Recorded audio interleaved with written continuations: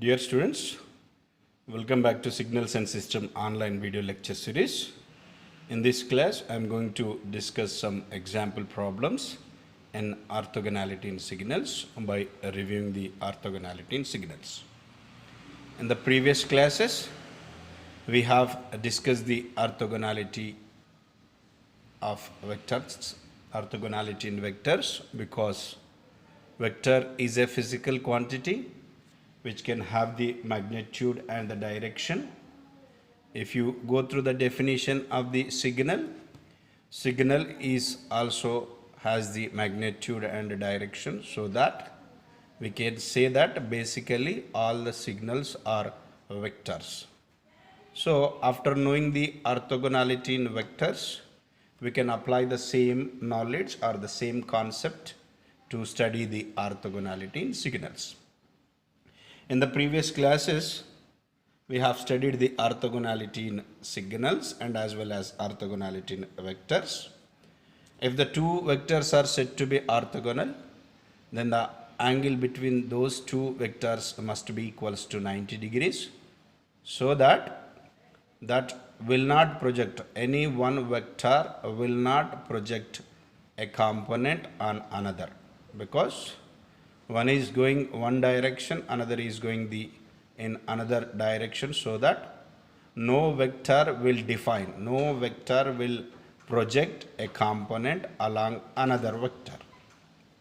So that is the case of vectors. Now we have to apply the same orthogonality in signals. Let assume the f of t and x of t both are the continuous time signals, and the time duration, that is t1 to t2, that is time period. If these two signals said to be orthogonal, in comparison with the vectors, the component has to be 0, but here the component c is defined as c is equals to integral f of t into x of t dt by integral x square of t dt, that is c. So c has to be 0, that means this equation has to be equals to the 0. But if you go with the denominator in this equation, it is the integral of squaring of one particular signal. Integral of squaring of any signal, it will be an energy signal, so that energy can't be 0. This denominator can't be 0, it cannot be 0. So to define the orthogonality, c has to be 0, that means what?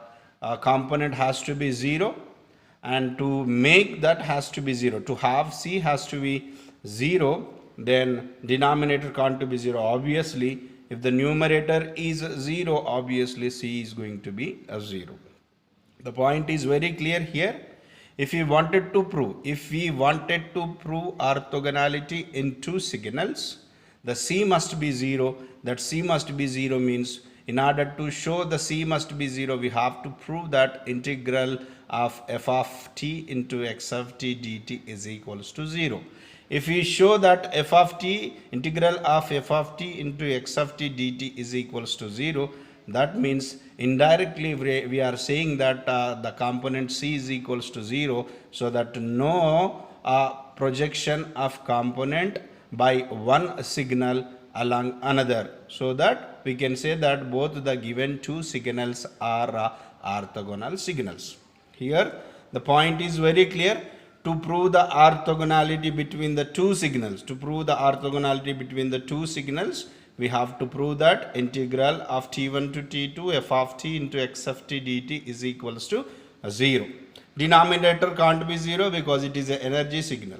If both the given signals are not orthogonal signals, that is unorthogonal signals, non-orthogonal signals, then in that case c is not equals to 0. We will get some value, because both the signals are not orthogonal to each other, because the angle between them is not exactly equals to 90 degrees. Angle between them is less than 90 degrees. In that case, we can have one component, that is c. It is non-zero value. So now I am going to talk about the one particular problem. We are going to see the two problems in the case of orthogonality in signals. What is the problem now? I am going with the one particular problem. show that the following signals are orthogonal. Show that the following signals are orthogonal over an interval. Interval as given as 0, 1. 0, 1, and signals is given as x1 of t is equals to 2 we have, and x2 of t is equals to, we have, it is x2 of t is equals to root 3 into 1 minus 2t. 1 minus 2t. This is the given data in the question. Question is that show that the following two signals orthogonal over an interval 0, 1, and the given signals are x1 of t is equals to 2 and x2 of t is equals to root 3 1 minus 2t. And we know that I am going with the solution of this problem. We know that to prove the orthogonality between the two signals, that in the given time interval, that is t1 and t2, the formula we know that it is integral of t1 to t2 f of t, it is one signal, into x of t, this is another signal, second signal, dt must be equals to 0. If this integral f of t into x of t dt is equals to 0, we can say that the two given signals are, that are f of t and x of t, are orthogonal to each other. So that to have all the components in this given equation, we need to find out what is t1. t1 is equals to 0 and the t2 is equals to, we have 1. Then f of t is equals to, I can assume this is x1 of t, and x of t is equals to, in this equation, x of t is equals to, I can write this is what, root 3, that is x2 of t. x2 of t is equals to, we know that is what, x2 of t is equals to, it is root 3 into 1 minus root 3 into 1 minus 2t. Then substitute this one to prove the orthogonality in the given two signals. Integral t1 to t2, t1 is what, 0, t2 is what, 1. f of t is equals to x1 of t, this I can write, this is x1 of t into x2 of t, that is dt is equals to 0. We have to prove it is 0. So then I am going with the substitution of x1 and x2, so that we can get the 0. If we get the integral of x1 of t x2 into x2 of t is equals to 0, we can say that both the given two signals are orthogonal to each other. So that I am going with integral 0 to 1, x1 of t is equals to what, 2 into, and x2 of t is equals to root 3 minus root 3 into 1 minus 2t into dt. Then I am going with the integral 0 to 1, then 2 into, multiply, this is 2 into, I can go with the multiplication, root 3 minus 2 root 3 t dt. Again multiply with the 2 now, 0 to t, 2 root 3 we can have, minus 4 root 3 into t dt. Then apply the integration to the individual terms, so that what we can have now, we can have it is integral, this is 0 to 1 actually, integral 0 to 1, 2 root 3 dt minus integral 0 to 1, 4 root 3 into t dt. Then I can write 2 root 3 is a constant, 2 root 3 integral 0 to 1 and 1 into dt minus integral 0 to 1. This is, we can write here 4 root 3 is a constant, 4 root 3 integral 0 to 1 t into dt now. Then go with 2 root 3 2 root 3, and integral of 1 will be the t, limits will be 0 comma 1, and minus 4 root 3, integral of t will be the t square by 2, and limits will be 0 comma 1. Then substitute 2 root 3 minus t is 1 and 0, this is minus 4 root 3, we can have it is 1 square by 2 minus 0. It is what? Now we have 2 root 3 into 1 minus 0. It is 2 root 3.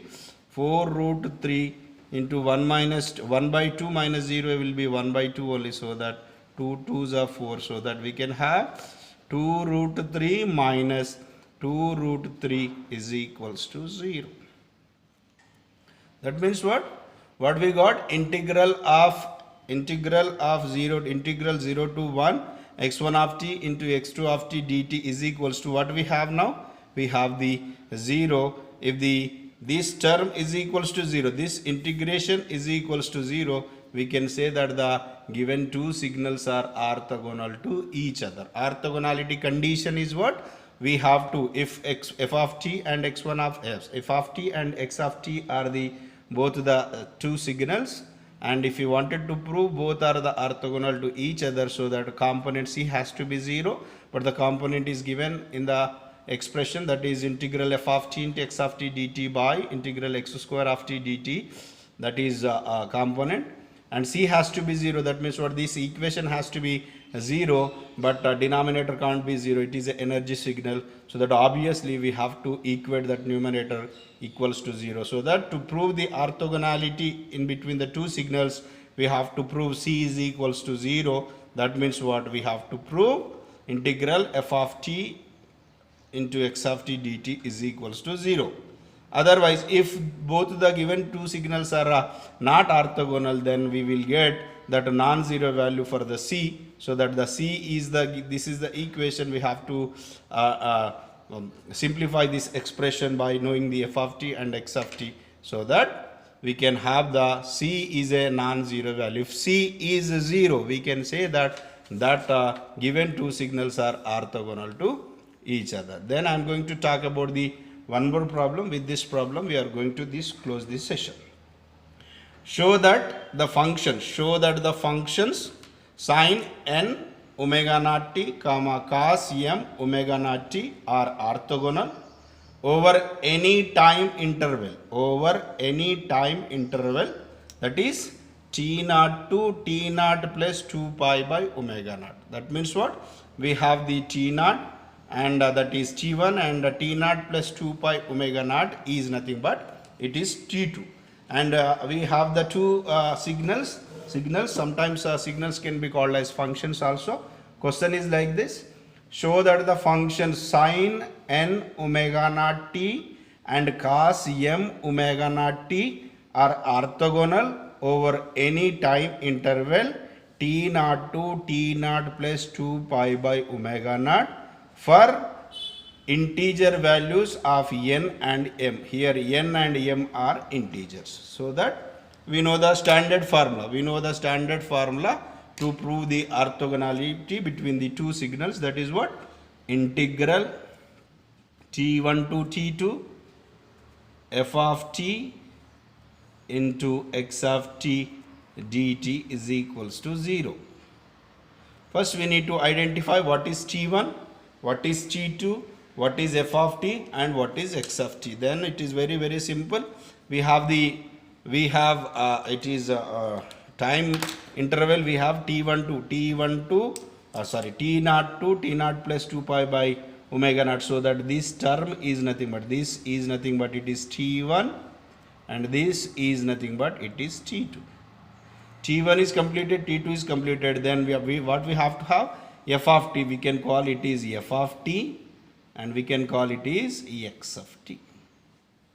Then now substitute all the known things in the given expression. Then I am going with the given expression, that is integral. Now I am changing the equation. Integral t1 is what? T1 is nothing but t naught, and t2 is what? T2 is nothing but t naught plus 2 pi by omega naught.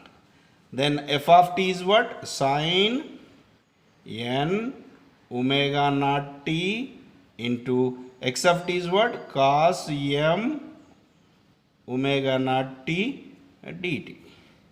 We have to prove this is equals to 0 if you wanted to show the two given signals, that is sin n omega naught t and cos m omega naught t is or the orthogonal to each. So that we have to prove this is equals to 0. Then I am going with the one particular thing. This is, see this one, it is sin a and cos b. Sin a into cos b. Sin a into cos b is nothing but sin a plus b plus sin a minus b by 2. So that I am writing the formula here. Sin a into cos b is equals to what we can have? 1 by 2 sin a plus b plus sin a minus b. Now apply the same formula to this one, so that what we can have now? We can have now, it is, see, integral remains same. This is integral 0 to t0 to and t0 plus t0 to t0 plus 2 pi omega naught, and then 1 by 2 I can write 1 by 2, it is sin a into cos b. This is sin a into cos b is equals to what we can have? Sin a plus b, sin a plus b, a is n and b is m, so that sin a plus b means sin n plus m, and remaining terms are both are same only, omega naught t plus cos a minus b. A minus b means n minus m, remaining terms are omega naught t. Then this we got. We simply converted this expression into this form and dt. And dt you can replace, because we are going with the integration with the d omega naught t, so that d omega naught t now. Then apply the, then I am going with the integration. I am taking the 1 by 2 is outside, 1 by 2. Then integral of sine will be, it is the minus cos only, so that minus cos n plus m omega naught t. Again we need to do the integration of n plus m omega naught t, that is nothing but n plus m. And again integration of this one will be minus cos n minus m omega naught t by, again we can have n minus m. And what are the limits we have? Limits we have t0 to t0 plus 2 pi by omega naught. Then apply the what we can say, we can apply the limits for this one, and anyway both are having the minus, so that I can take the minus is outside, minus 1 by 2, minus 1 by 2. Then I am going with the applications of the limit now. See this one, first I am going with the applications of limit, anyway minus is outside. Then cos n plus m omega naught t, in place of t what we can substitute? t0 plus 2 pi by omega naught. After that minus, and t0 is equal, t is equals to t0 we need to substitute. Then equation will be cos n plus m omega naught remains same. In place of t what we can have? Upper limit, that is t0 plus 2 pi by omega naught by n plus m. Upper limit is completed. Then lower limit now, cos n plus m, cos n plus m omega naught remains same, and the t is nothing but lower limit, that is t0 by n plus m. This upper limit is this first term is completed. Then second term we can have the second term plus, anyway minus is outside now, so that it will be the plus, so that we can have, this is what? Cos n minus m omega naught, cos n minus m omega naught, and t is nothing but here the upper limit, that is t0 plus 2 pi by omega naught by n minus m, minus cos n minus m omega naught remains same. In place of t what we can substitute? That is a lower limit, that is t0 by n minus m. Then this is completed, and overall it is having the minus 1 by 2. Now we have to simplify this expression. Go with this one. Then I am going with the simplification now. Here minus 1 by 2 remains same only.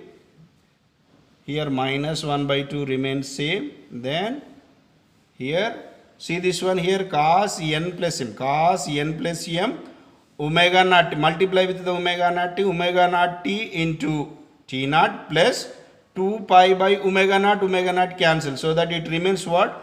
Cos n plus m omega naught t naught plus 2 pi only. Omega naught t naught plus 2 pi. Omega naught t naught plus 2 pi by n plus m minus cos n plus m into omega naught t naught by n plus m. This is first term. Go with the second term now. Then we can have it is plus and cos n minus m and it will be multiply omega naught into t naught, so that it is cos n minus m omega naught into t naught plus omega naught into 2 pi by omega naught cancel, it is 2 pi then.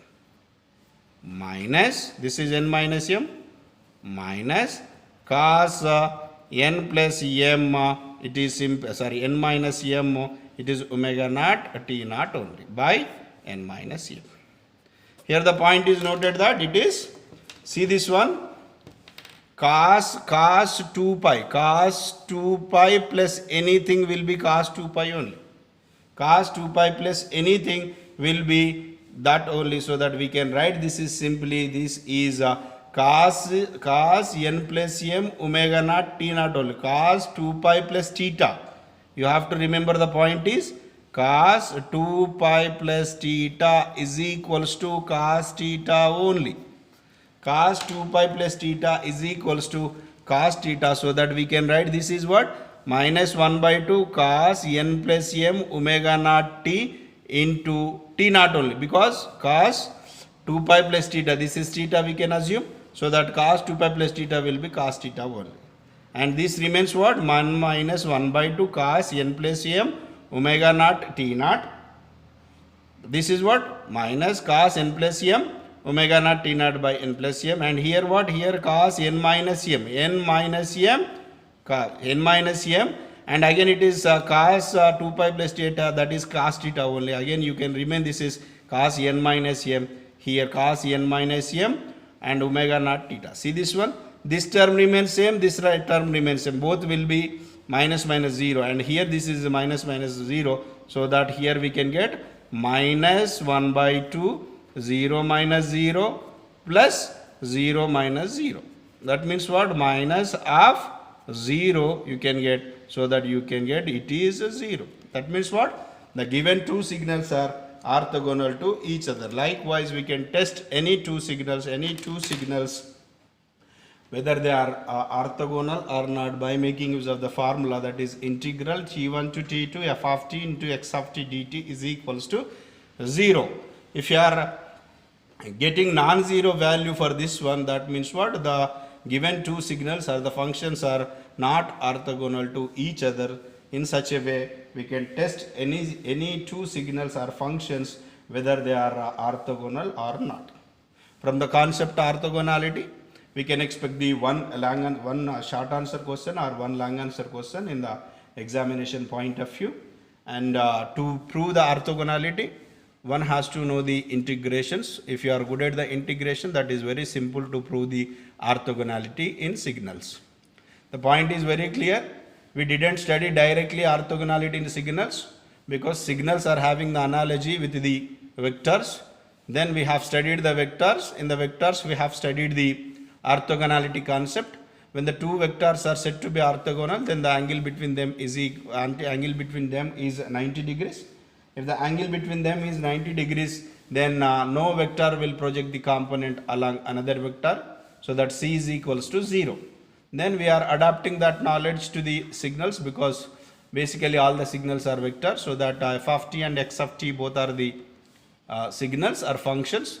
If these two signals said to be orthogonal, then c has to be 0, and in the equation c has to be 0, we have to make a numerator has to be 0, that is integral t1 to t2 f of t into x of t dt is equals to 0.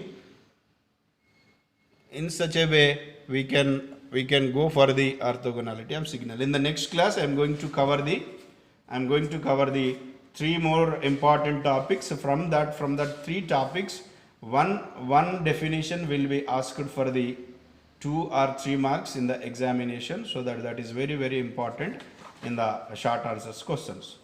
In the next class I am going to discuss the 3 points. One is orthogonal signal space, next one is a mean square error, and the complete or closed set of orthogonal function. These 3 topics, from these 3 definitions we can expect the one long answer question. Thank you, students.